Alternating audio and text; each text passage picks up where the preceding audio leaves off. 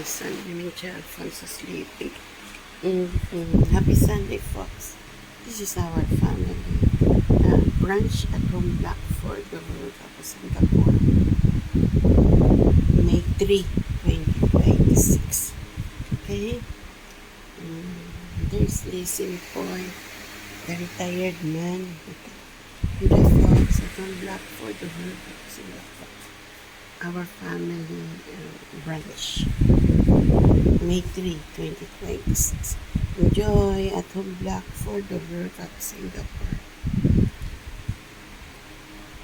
We're having penny pasta, okay,